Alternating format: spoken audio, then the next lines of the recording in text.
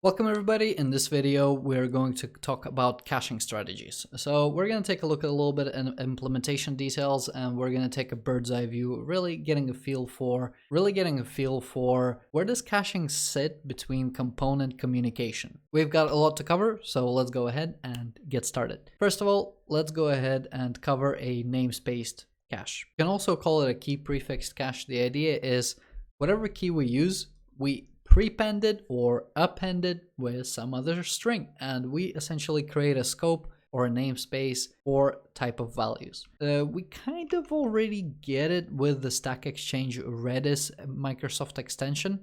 In the Redis cache and even in the Redis cache options, when we register the service, we can specify an instance name. If we take a look here, the instance name is used to produce a instance name plus key composite value for every time we write or read. But that is more of an app, or as the instance name suggests, an instance namespace. So if we have an application and the DI container registers the Redis cache with a specific instance name, only this instance has access to a specific part of a single Redis server, right? So we kind of have a Redis instance and we slice it in half where it's split into these instance names.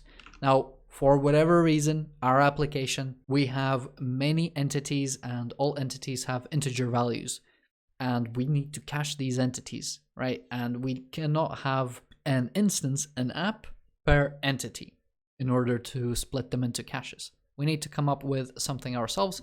So we're going to have a namespace cache. What we're going to do is we're going to pass an iDistributed cache into it, and we're going to pass a name, or rather a namespace.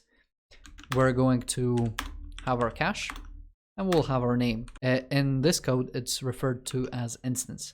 And we're going to pretty much do what they do. We're going to pass the original basically the get call to the same original cache that has been supplied here, but we will just concatenate the name with the key. You can prefix it, you can postfix it, you can do whatever you like. Now, you may ask, there's a string in here, how do I dependency inject the string? You don't have to. You can create an extension to cast a iDistributed cache to a namespaced iDistributed cache. And at a service level, what you're going to do is you're essentially going to define, for this service, use this namespace. And it is very succinct. So let's go ahead and try this. New namespace cache. We supply whatever cache we had. And we will need a string for the name. Take this name, put it here, come back to this file, and if we want to, let's imagine we're in a service, we will cast this to some kind of namespace cache, and let's say it's products or one of our entities, ducks, cars, animals, whatever. This can be whatever you'd like, right? So this is pretty much the use case here. You spin up a service, and you have many services that rely on caches, right? You're caching everything. And you need namespacing within your application, not just between the instances that you're spinning up. And that's the namespace cache. Moving on, we are going to have a fallback cache. The fallback cache is essentially the idea of fault tolerance. Let's say we're building a very high performance application. If our main cache service goes down, if we do not, because we're so heavily reliant on cache, if the main service goes down and we're not caching at least locally, we miss our SLA, service level agreement, our customers are unhappy, and we get sued for millions of dollars, right? And all because we couldn't implement a fallback cache. And this is how it looks like. So you have a constructor, you have your iDistributed cache, you have the main one, you have another iDistributed cache, and you have a secondary one. You always try to use the main one. Let's say it's the distributed cache, right? So we always use the one that's far away. However, if that goes down, we want to go ahead and start using the secondary one. And there's a lot of things that you can do here, but let's go ahead and take a look at some of the concerns that you may need to cover when implementing this. What we're going to do is we're going to try. So we're looking for failure. We're not looking for missing values. We're looking for inability to call the main service. So main, we just proxy the request, and just so you notice, this is an iDistributed cache interface, so you can have a fallback cache namespaced for different areas. You want to catch whatever exception, and you want to return whatever the secondary one is going to return. Because the fallback cache is a night distributed cache, the secondary one can be a backup cluster, and the backup cluster can fail, but thankfully the secondary cache is a fallback cache, and in that fallback cache, the secondary cache in the secondary fallback cache is the in-memory one. So then we start writing to memory, okay, and we're good, we're good. Now, the problem with this is that the main cluster is down. Every time we try to get a value from it, it takes 5 or 10 seconds to time out, and nothing stops us. Nothing stops us from essentially trying to keep call that dead service. And this is a problem. So what we want to do is we want to do something called short-circuiting. And there is a library called poly retries, a library for retrying requests, and it goes really well with this fallback cache. If we attempt to do these, if we get exceptions, attempt to retry 3 times, and then short circuit. Short circuit means this has failed way too many times. Stop trying to do this. In a crude form, this may look like this. We will have an integer with a fail count. We will start at 0. Every time we fail, we increment. If the fail count is more than 3, do not call it. If it's less than 3, okay? So if it's less than 3, we call it. If it goes overboard, main thing is failing too much, at this point we want to start some kind of background task that is after some time, or it's gonna just try to call a health check endpoint on this main distributed cache, and it's just calling a health checkpoint. And once the health checkpoint says okay, it resets the fail count. What you can do is, let's say, even if the health checkpoint says okay, if everybody just starts calling it again, it may just crash the instance again. So what you may want to do is you have an external button that somebody presses, and then that sends an event or a message that gets distributed to all your clients to flip this back, or you do it partially, okay? But this is a lot of work to implement this kind of system. I'd say have this locally, automatic, use a poly library, and the simplest thing is do it based on time. So once we reach 3, wait 10 minutes or 5 minutes, try use the main one again. The problem with the memory cache locally is that it can overflow. So if your instance overflows with memory, if you're aggressively using this local memory, you will eventually run out of memory and your instance will die because you have no memory on your computer basically, and it just crashes.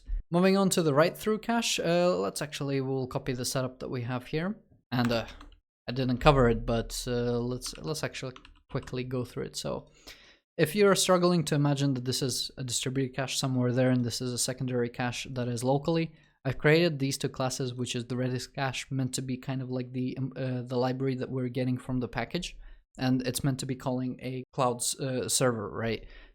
So it internally will use the Stack Exchange Redis client, and it will do whatever it needs to do to pass calls to the Redis server. Then we have a memory cache, which basically a dictionary of key and byte array. So whatever byte arrays we're putting into here, it's just stores them into dictionary, and this is a local cache, okay? We just store it in memory on the device where we're using it. And this is how these 2 can get put into a service like the fallback cache or the write-through cache.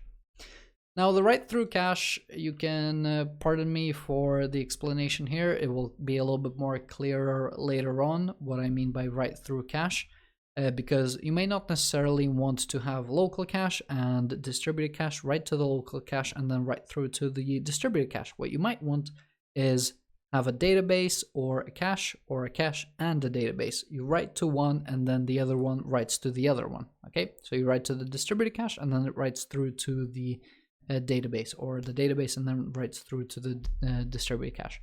But we'll take a look at a bird's eye view in just a minute. So the write-through cache, we don't need a fail count. We will quickly cover read a side because we have a main and we have a secondary. What we want to do is we want to be fast. We always want to go ahead and check the secondary one. Now let's say we'll just get the key. We'll have the value.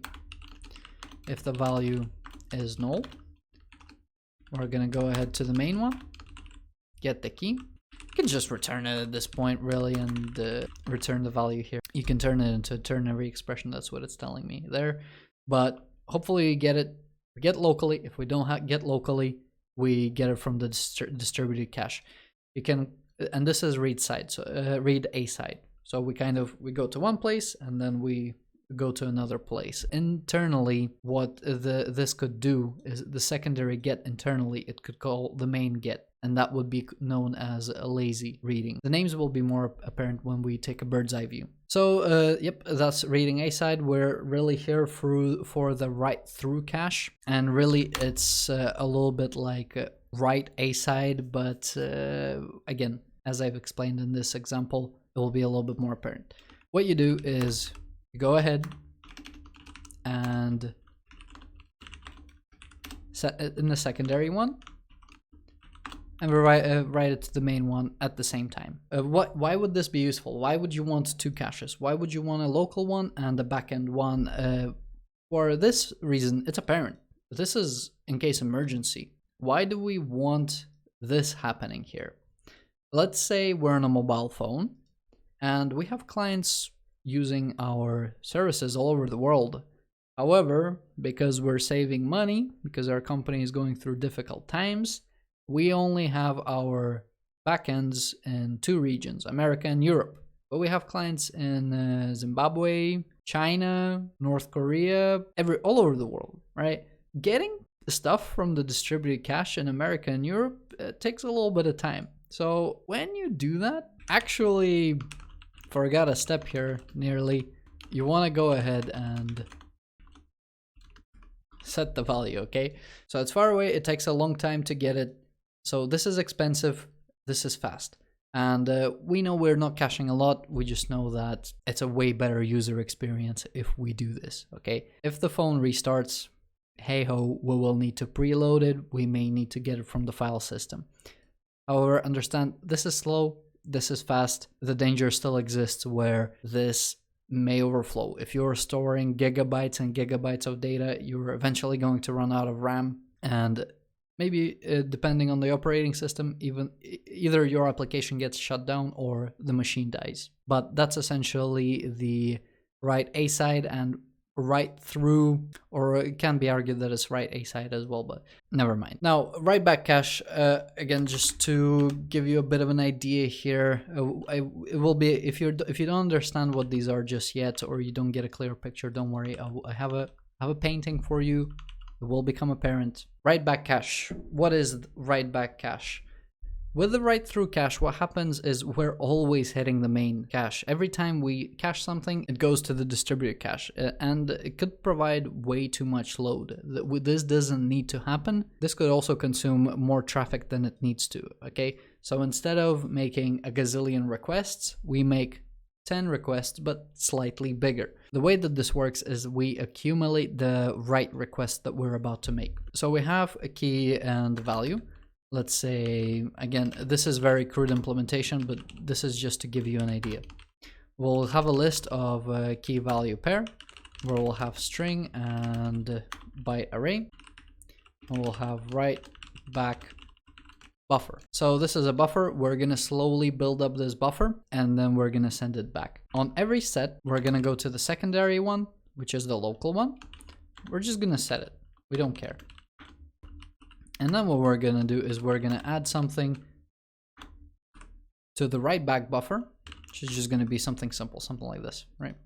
You can remove that. So we're just filling up the buffer with the things that should have gone to the main distributed cache. How do you actually make that request? Now, I have a couple of tutorials on background services. You could essentially have a nice distributed cache implementation of this where it just accumulates requests. It doesn't actually send them off, and then at some point it will send them off. But for the sake of clarity, let's say we will have a background task.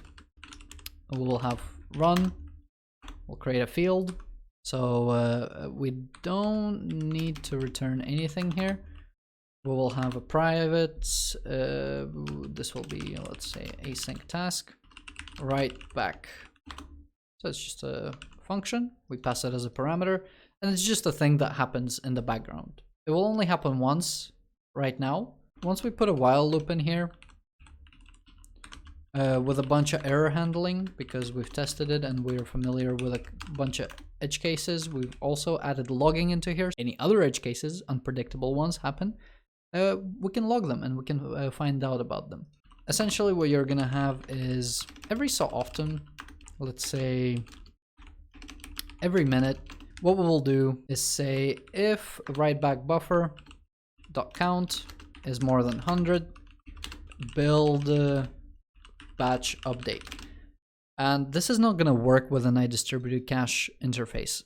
Maybe it will if you basically accumulate all of these, where are they? All of the whole collection into a JSON object and you store that under some kind of key. You can use the iDistributed cache interface, but the writeback cache is leaning towards that performance and optimization spectrum, where I would recommend you're going to need to use the native Stack Exchange .redis library, not the Microsoft extension that hides behind the iDistributed cache.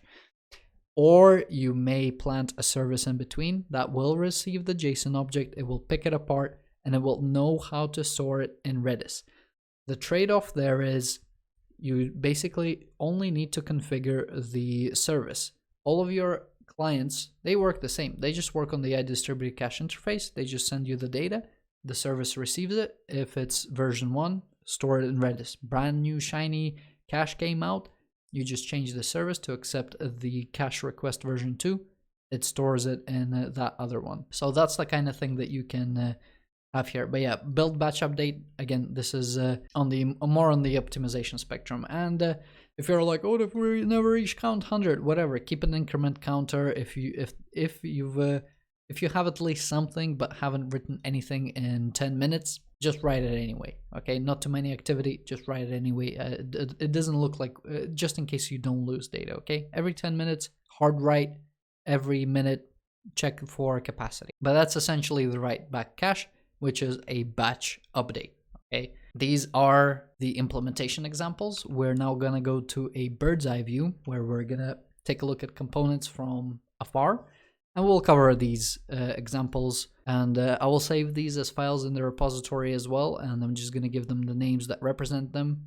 So if you want to take a look at particular diagrams, they're going to have descriptive names. Before you go crazy, please understand two things. One is the local cache component is optional. Try to think in of these examples as if the local cache doesn't exist, but I bring it in here because I feel like it's something that you might have. Second thing is the database is optional. You might not have a database, right? Because your data might not be coming from a database. It might be coming from some external source that at the time of some of these strategies, you may not have access to it, right? First, lazy reading. What does that look like? We go to the local cache. Local cache doesn't have it. Again, remember it's optional. So otherwise the arrow goes straight to the distributed cache. Distributed cache doesn't have it. And let me go back to the, okay, there we go. Okay, quickly, local cache to database, and then database gets the value, distributed cache has the value, and then we put it here, and then the app reads it. So you can see it's more of a straight line. This is an okay approach. Again, sometimes you don't have a database like this. You are just relying on data being in your distributed cache, right? As it's missing in the local cache and as it's missing in the distributed cache, once it gets it from the database, it backfills the distributed cache. Now, read A side, what we have here is it goes to the local cache and it comes back straight away. Then your app basically says, oh, okay, let's go to the distributed cache. And then the distributed cache comes back and it's empty again. So I think I was like, okay, I gotta go to the database. And it comes back with it, okay? And I don't like these arrows that I'm gonna draw, but basically then what it will need to do is it will need to write it to these two after this step, right? So then it needs to backfill it. Remember, the local cache is optional. If you don't have a database component and the values here are missing, that means you may need to go and perform some work in order to fill these values. How do these two reading strategies compare to each other? Here, the thing that ties everything together is the app. Local cache doesn't know anything about the distributed cache. Distributed cache doesn't know anything about the database. So this lazy loading may not be the thing that you implement. However, if your caching service knows about how to basically connect to the database and how to backfill itself, maybe you do that, right? But essentially, these services are kind of like a pipe. They're connected together, right? So if I rip out the distributed cache, the pipe is broken here. If I rip out the distributed cache here, it goes here and then it goes to the database, right? Just something to think about, how how the arrows get drawn. And let's say I delete these arrows, you lose 2 components. If I delete 2 arrows here, I lose 1 component. Lazy, again, the names again, I'm not going to repeat that. Write through is kind of like lazy loading, but in one direction. So you write it to the local, then to the distributed, and then to the database. Again, you may not have a database, so this step doesn't happen. You may not have a local cache. You just have the distributed cache. You just send it here. You just send it there. That means you just put in, it's not really a write through. What can also happen is you save something to the database and then that writes it to the distributed cache, right? But this flow can really work anyway. The point about write through is you write, and it goes through the component and through all the other components, okay? Now write back, so this is the batch update that we were talking about. Let's say, again, imagine that local component, local cache can be optional. These volley of arrows, 5, let's say, we'll say 5 requests, x5. 5 write requests, a lot of data to update. We can say this is 5,000, however many.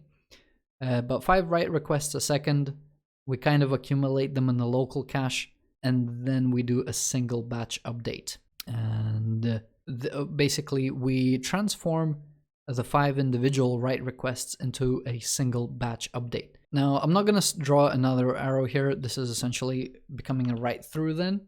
But if you have a volley of arrows going to your distributed cache, and then a single one to your database, that's kind of a write back as well. Just remember, write back is you accumulate what you want to store and then you do a batch update. Write aside, you have your application, and what you do is you basically say that the things that you want to store, you may not need to use them. So just write them to the database. And then the things that you actually need to use, you're going to try to read from the cache. So you're writing straight to the database, but you're reading from the cache. And then you go to the distributed cache, and then you go to the database, and then it goes like this. This implementation would take place on some kind of service level. Let's say we have a create product function. Create product just writes it, right? If we get product, so get operations, they would need to go through the cache. And this is where your local cache can be database or distributed cache aware. Here also the distributed cache is, and the database is aware. You can interchange this strategy with basically you write straight to the database, and then this lazy loading, you can interchange it with aside loading, where you go to the local cache. Okay, I don't have anything, distributed cache, nope, nothing, and then just read from the database and then fill it. Do keep in mind that, for example, with an implementation like this where we say this is a slow component, write through may be faster because we only hit the distributed cache once, so we only make the latency request once, because this long thing is what's taking us 5 seconds. If with this setup we make the 5-second trip to the distributed cache and that doesn't fill back on the server where it's fast, we're going to need to take another 5 seconds, and this is 10 seconds total. So if this is happening on the server side, and this is happening, like you have to go from the client to the backend, and then again from the client to the backend, this is a lot slower than things happening on the server. So there's definitely a speed trade-off here as well. But that's kind of it for the theory and the strategies of caching. Hopefully you have gotten some ideas there. Go ahead and try to implement some of these. Again, I'm going to leave a link for the poly library in the description. Go ahead and try to implement some of these caches with it. Thank you very much for watching. If you have any questions, ask them on the Discord server or in the comments. Have a good day, and I'll see you in the next video.